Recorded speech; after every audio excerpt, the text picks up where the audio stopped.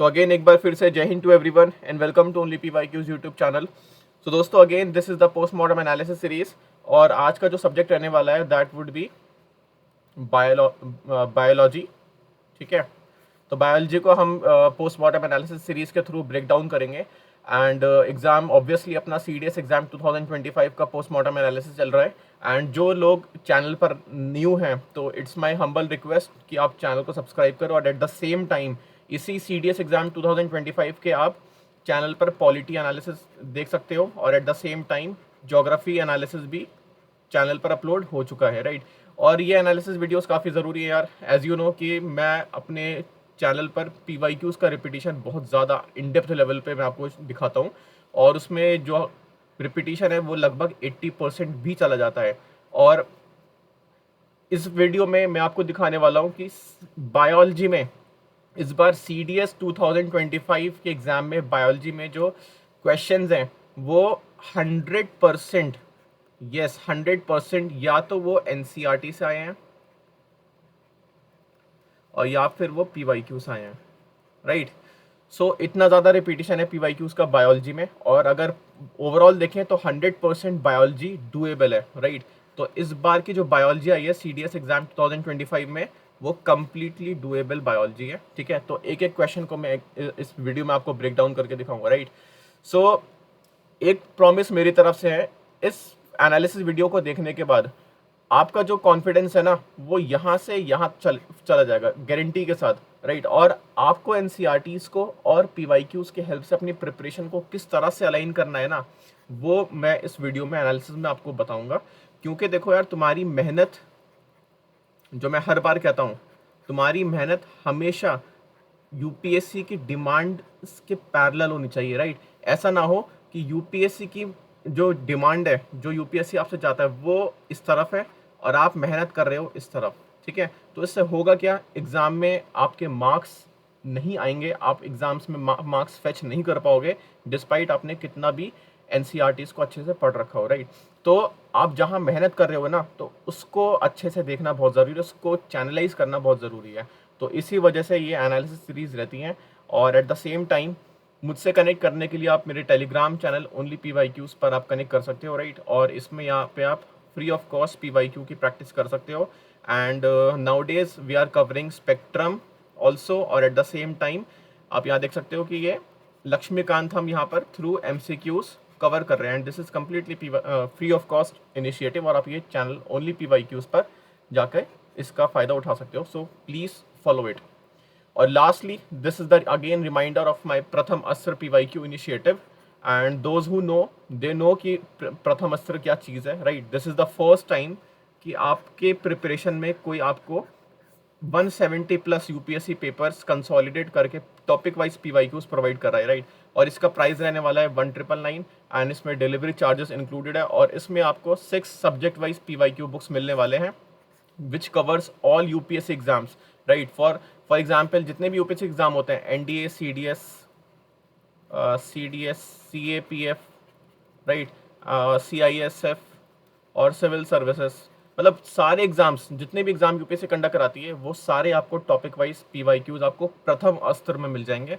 और यहाँ पे आपको 6 booklet, science, geography, polity, history, मतलब आपकी पूरी जो GS की रिक्वायरमेंट है उसके लिए प्रथम अस्त्र is more than enough, right. और इस चीज़ के लिए आप ऑर्डर करने के लिए और फिर कोई भी क्वेरी हो तो आप मुझे इस व्हाट्सएप नंबर 88602 यहाँ पे मेंशन है, राइट, 88368, इस पर आप मुझे टेक्स्ट कर सकते हो।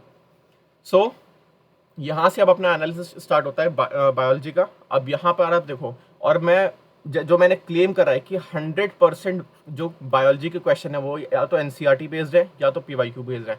ये मैं पूरे वीडियो के एंड तक आपको विथ सोर्स दिखा दूंगा, राइट। तो पहला क्वेश्चन देखते हैं। अब यहाँ पे क्वेश्चन पूछा है अबाउट ब्लड प्रेशर, राइट। तो ब्लड प्रेशर का इंस्ट्रूमेंट पूछ रहा है कि किस इंस्ट्रूमेंट से ब्लड प्रेशर को मेजर करा जाता है। दो it is very simple question, आपने कहीं ना कहीं इस डिवाइस के बारे में पढ़ा होगा, राइट, या फिर सुना होगा। तो इट इज़ स्फाइग्नोमैनोमीटर, राइट। तो ये तो इसका ए आंसर हो गया। और इसका अगर मैं सोर्स दिखाऊं तो एक तो आप इसका NCERT सोर्स देखो, ठीक है। चैप्टर है chapter 5 life process, very important chapter. और यहाँ पे ब्लड प्रेशर के बारे में कटआउट है और नीचे लास्ट में देखोगे कि आप यहाँ पर blood pressure is measured with an instrument called sphygmomanometer. तो यहाँ से ये क्वेश्चन इजीली पीवाईक्यू की हेल्प से सॉल्व हो रहा है।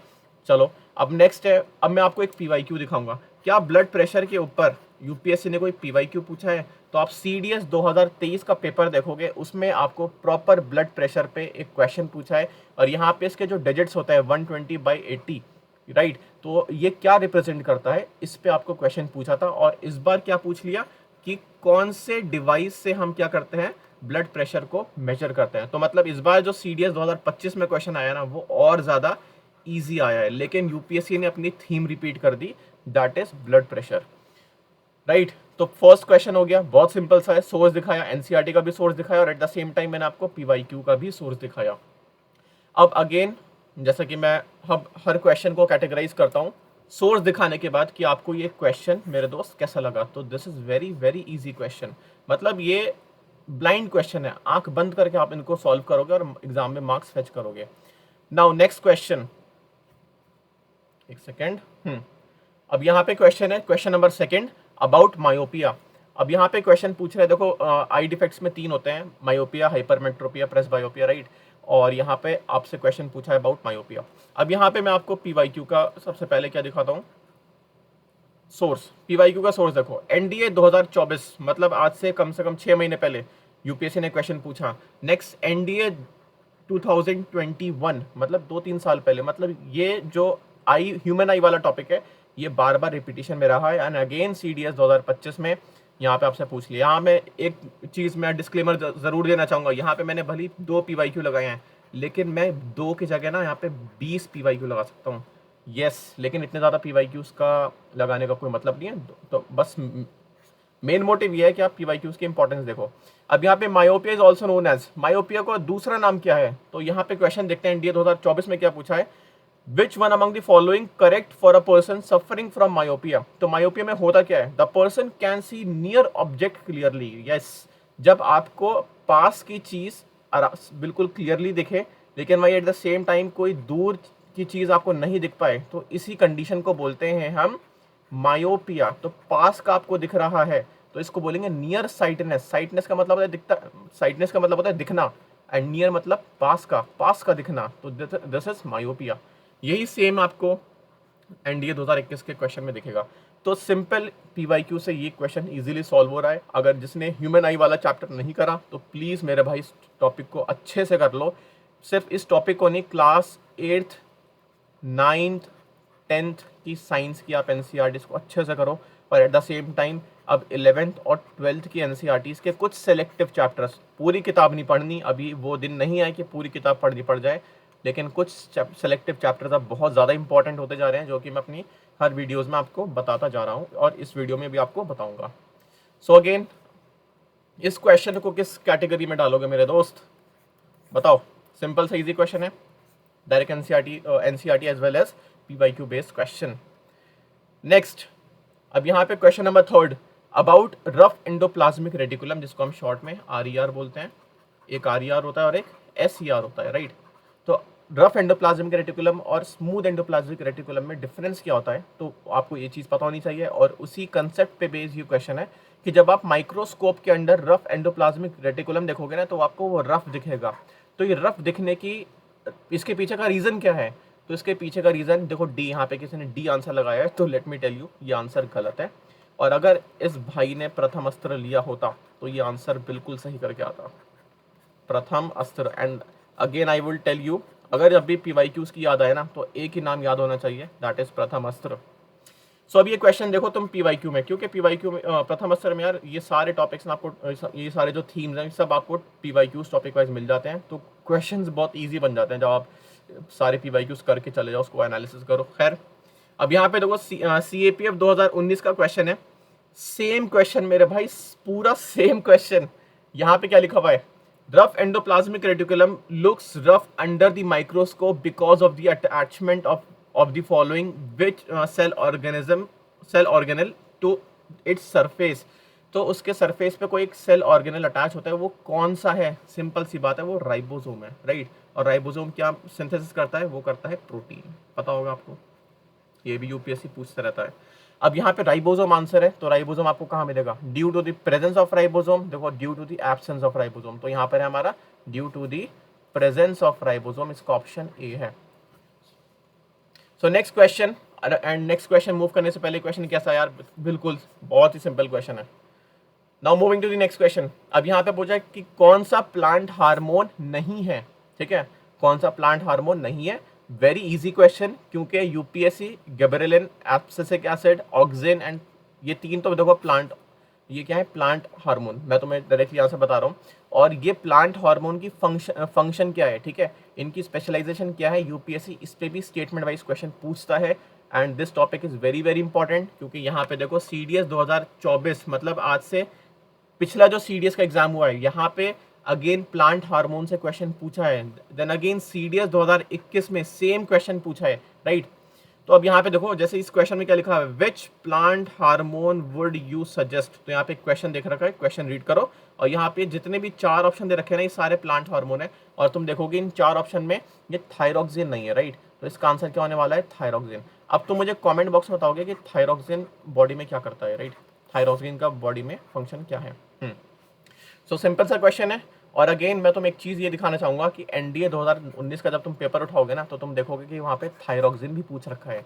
तो दैट मीन्स यूपीएससी अगर 4 ऑप्शन डालती है ना, तो वो 4 ऑप्शन ऑलरेडी पूछ चुका होता है यूपीएससी अपने प्रीवियस पेपर्स में। तो थायरॉक्सिन ऑलरेडी पूछ चुका है, ऑक्सिन भी पूछ चुका है, एब्सिसिक एसिड भी पूछ चुका है, और गिबरेलिन भी पूछ चुका है, राइट। तो इस तरह से क्वेश्चंस को और अपनी प्रिपरेशन को पीवाईक्यूज के अकॉर्डिंग करो, क्योंकि देखो यार, तुम्हारा सबसे जो बेस्ट स्टडी बडी है ना, बेस्ट स्टडी बडी, वो पीवाईक्यूज है। सो अब इतने क्या ही बताऊं यार मैं तुम्हें, सिंपल सा इजी क्वेश्चन है। Moving to the next question, अब यहाँ देखो अगेन यहाँ पर यूपीएससी ने क्या करा, अगेन आपसे ब्लड प्रेशर पे क्वेश्चन पूछ लिया, और यहाँ पर नॉर्मल सिस्टोलिक प्रेशर पूछा है, ठीक है। देखो 2 होते हैं, एक होता है सिस्टोलिक प्रेशर, एक होता है डायस्टोलिक प्रेशर। तो यहाँ पे सिस्टोलिक प्रेशर कितना होता है वो आपको ये बताना है। अब ये देखो, यही सेम क्वेश्चन सीडीएस 2023 में पूछा है, the blood pressure of a normal human being is found to be 120/80। देखो ये फिगर जो यहाँ पे 120/80 है, तो यहाँ ये आपको पीवाईक्यू में मिल जाएगा, और ये यहाँ पे इसी बेस क्वेश्चन पूछा था। अब इसका जो सोर्स देखोगे, अगेन वही जो मैंने अभी ऊपर कटआउट लगाया था, लाइव प्रोसेस, और यही सेम कटआउट है। यहाँ से आपको 2 क्वेश्चन इस बार यूपीएससी ने बना के दे दिए। इससे पहले स्फाइग्मोमीटर के ऊपर क्वेश्चन पूछा था, और यहाँ पर सिस्टोल और डायस्टोल पे क्वेश्चन पूछ लिया, ठीक है। तो देखो जो सिस्टोल होता है ना, वो होता है 120 mm of mercury, and diastolic होता है 80 mm ऑफ मर्करी, Hg, है ना। तो यहाँ पे आंसर क्या होने वाला है, सिंपल सा 120। सिस्टोलिक होता है 120 और डायस्टोलिक होता है 80, ये चीज़ याद रख लेना। नेक्स्ट है, और नेक्स्ट पूछने से पहले ये क्वेश्चन कैसा है, सिंपल इजी क्वेश्चन है। क्यों, क्योंकि ये पीवाईक्यू बेस्ड क्वेश्चन भी है, और एट द सेम टाइम ये एनसीईआरटी बेस्ड क्वेश्चन भी है ना।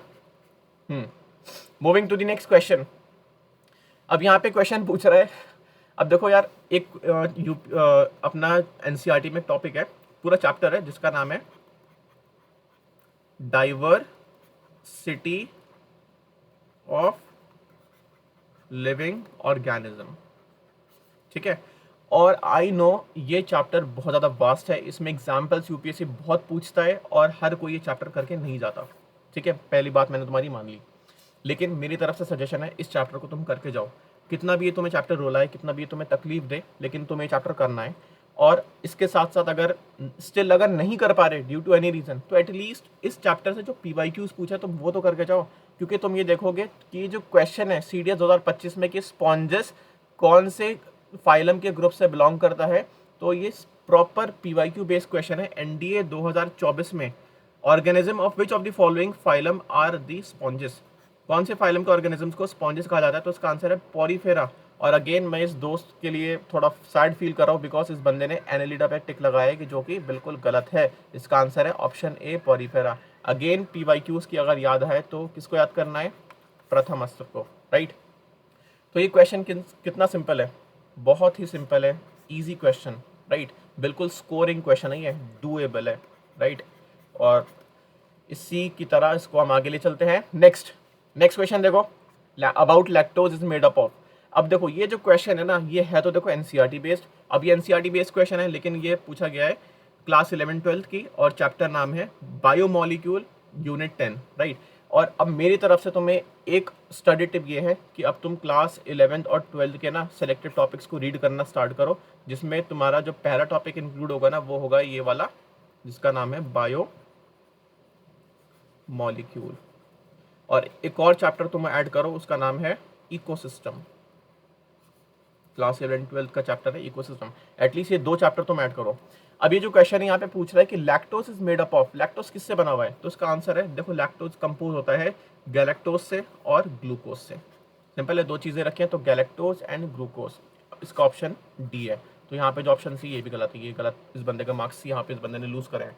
तो देखो ये क्वेश्चन अब इट इज़ नॉट ईजी, क्योंकि CDS CAPF के लिए हम अभी इतना यूज टू नहीं हुए हैं कि हम 11-12 की NCERTs को रीड करना स्टार्ट कर दें।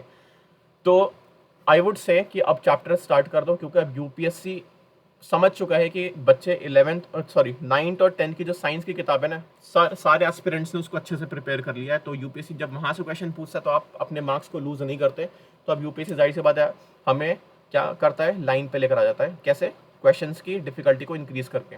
तो डिफिकल्टी इंक्रीज कर दी, अब वो कैसे करी, 11th और 12th पे आप शिफ्ट कर रहा है UPSC। CDS एग्जाम हो, CAPF एग्जाम हो, तो या ND एग्जाम हो, तो यहाँ पे अब 11-12 का वेटेज बढ़ता जा रहा है। तो आप इसको अब अपने सिलेबस में इंक्लूड करो। अब एक चीज़ मैं आपको ये दिखाना चाहूँगा, क्या PYQ इस क्वेश्चन में आपको हेल्प कर रहा है, मैं आपको ये चीज़ दिखाना चाहूँगा।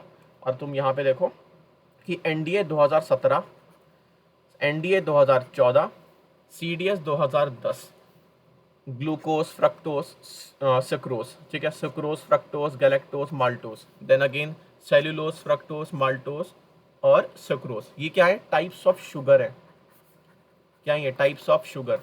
तो ये जो शुगर बेस्ड क्वेश्चन है, ये UPSC ऑलरेडी आपको हिंट देता आ रहा था हर साल। 2010 में दिया, 14 में दिया, 17 में दिया। तो ये इतनी हिंट काफ़ी है आपको ये बताने के लिए कि अब आपको ये टॉपिक प्रिपेयर करना है। एटलीस्ट जो इसके ऊपर के जो पॉइंट्स हैं वो तो आपको पता हो। तो जब आपको ये पता होता तो आप ये अपना जो बायोमोलिक्यूल चैप्टर है ना, ये आप प्रिपेयर करते हैं, शॉर्ट नोट्स बनाते हैं। इसको अभी इस चैप्टर को बिल्कुल इन बिटवीन द लाइन पढ़ने की जरूरत नहीं है। जो मेन जो बहुत सिंपल पॉइंट्स हैं आप उसको उठाओ। जैसे फॉर एग्जांपल यहाँ पे क्या लिखा है, it is more commonly known as milk sugar. अब UPSC नेक्स्ट टाइम पूछ सकता है कि मिल्क शुगर किसको बोलते हैं, ठीक है, राइट, या फिर क्यों बोलते हैं। सिंस दिस इज, यहाँ पे ये इसका रीजन लिखा हुआ है कि ये क्योंकि जो डिससैचराइड्स है ये मिल्क में फाउंड होता है, और इस वजह से जो लैक्टोज है इसको हम मिल्क शुगर भी कहते हैं। तो इस तरह की जो सिंपल स्टेटमेंट है ये अपने नोट्स में ऐड करो, इसी तरह के क्वेश्चन बनेंगे। अब जैसे यहाँ पे ये फिगर दे रखा है, फिगर को देखने की जरूरत नहीं है। इस तरह के क्वेश्चंस अभी CDS में और CAPF में नहीं बनने वाले इतने लेवल के, राइट। तो moving to the next question, हाँ ये इसमें नेक्स्ट क्वेश्चन पे मूव करते हैं। अब ये क्वेश्चन है, this is question about human आई, और यहाँ पे आपको ह्यूमन आई पे ये क्वेश्चन पूछा है कि बताओ कौन सा वो पॉइंट है जहाँ पे फोटो रिसेप्टर्स नहीं होते। फोटो रिसेप्टर्स क्या होते हैं, नहीं होते, एब्सेंट होते हैं। और इस रीजन को हम क्या बोलते हैं, इस एरिया को किस नाम से आइडेंटिफाई करा जाता है, तो इसका सिंपल सा आंसर है ब्लाइंड स्पॉट, राइट। अब ब्लाइंड स्पॉट का जो ये जो क्वेश्चन का सोर्स है, ये NCERT सोर्स है। चैप्टर का नाम है स्ट्रक्चर ऑफ ह्यूमन आई, और इसका ये कटआउट है, यहाँ पे देखोगे, this is structure of human eye. And यहाँ पे अबाउट ब्लाइंड स्पॉट यहाँ पे लिखा हुआ है कि there is no photo receptors, और दिस इज ब्लाइंड स्पॉट। अब देखो ये क्वेश्चन तुम यही same chapter class 10th the human eye and the colourful world, उस पर भी बेस्ड है। और UPSC ने आपसे ऑलरेडी पूछ चुका है कि मुझे वो एरिया बताओ जहाँ पे इमेज फॉर्म होती है, राइट। कौन सा ह्यूमन आई का वो पार्ट है जहाँ पे इमेज फॉर्म होती है, तो उसका नाम है रेटिना, क्योंकि यहाँ पे सेल्स होते हैं जिसको हम रॉड सेल्स और कोन सेल्स बोलते हैं। और यही फोटो रिसेप्टर्स ब्लाइंड स्पॉट्स पर क्या होते हैं, नहीं होते, right. So this is the question, simple सा क्वेश्चन था। जिसने भी ह्यूमन आई पढ़ रखा है वो ब्लाइंड स्पॉट ये कीवर्ड जानता है, ठीक है। ये बहुत अजूबा या फिर बहुत टफ कीवर्ड नहीं है। तो this is very simple question, and ये क्वेश्चन कैसा है, this is very easy question. Now moving to the next question, and ये क्वेश्चन अबाउट ह्यूमस से बेस्ड क्वेश्चन पूछा है। और इस चैप्टर का source again biology, chapter 12 ecosystem. 11-12 की अगेन बायोलॉजी यहाँ पे UPSC आपको यूज कर रहा है, और यहाँ से क्वेश्चन बना के आपको दे रहा है। तो ह्यूमस बेस्ड क्वेश्चन पूछा है। जब आप यहाँ पे देखोगे कि ये स्टेटमेंट है, it is a dark coloured amorphous substance, तो yes it is a dark coloured amorphous substance, बिल्कुल कॉपी पेस्ट है एनसीईआरटी का। नेक्स्ट है being colloidal in nature it is served as a reservoir of nutrients, yes it is being colloidal in nature and it is served as a reservoir of nutrients. तो इसका answer again ये नहीं है, गलत है ये, इसका ऑप्शन है option C, both A and B, right. So यार this is the analysis, I guess question खत्म, हाँ क्वेश्चन खत्म हो चुके हैं। और ये क्वेश्चन क्या है, दिस क्वेश्चन इज मॉडरेट। देखो ये इजी क्वेश्चन नहीं है, इवन दो स्टेटमेंट काफ़ी इजी है, सिंपल सा आप इसमें गेस वर्क कर सकते थे। लेकिन अब यहाँ से मैं आपको क्या टिप देना चाहूँगा कि अपने 11th-12th के इंपॉर्टेंट टॉपिक्स को प्रिपेयर करना स्टार्ट कर दो। और मैं आपको चैनल पर ओनली PYQs पर इसके लिस्ट प्रोवाइड कर दूंगा कि मेरे अकॉर्डिंग जितने भी अब यूपीएससी क्वेश्चंस पूछ रहा है 11th-12th पे, तो वो जो चैप्टर्स आए हैं वो मैं आपको अपने चैनल पर बता दूंगा। सो अगेन अगर आपने यहाँ तक वीडियो देखी है तो थैंक यू सो मच, और आपको ये एनालिसिस कैसा लगा हो तो ये भी आप मुझे कमेंट बॉक्स में ड्रॉप करके बताना। एंड देखो जो मेरा क्लेम था कि मैं आपको 100% PYQ जो क्वेश्चंस हैं वो मैं या तो PYQ से दिखाऊंगा और या फिर वो NCERT बेस्ड हैं। So promise has been fulfilled, right. तो वीडियो कैसी लगी आप मुझे बता सकते हो। And again this is a last reminder of Pratham Astra, इसके रिगार्डिंग आपको जो भी क्वारी हो आप मुझे व्हाट्सएप नंबर 8860288368 इस पर आप मुझे मैसेज कर सकते हो। एंड इसका प्राइस रहने वाला है 1999, जिसमें डिलीवरी चार्जेस इंक्लूडेड है, right. So thank you so much.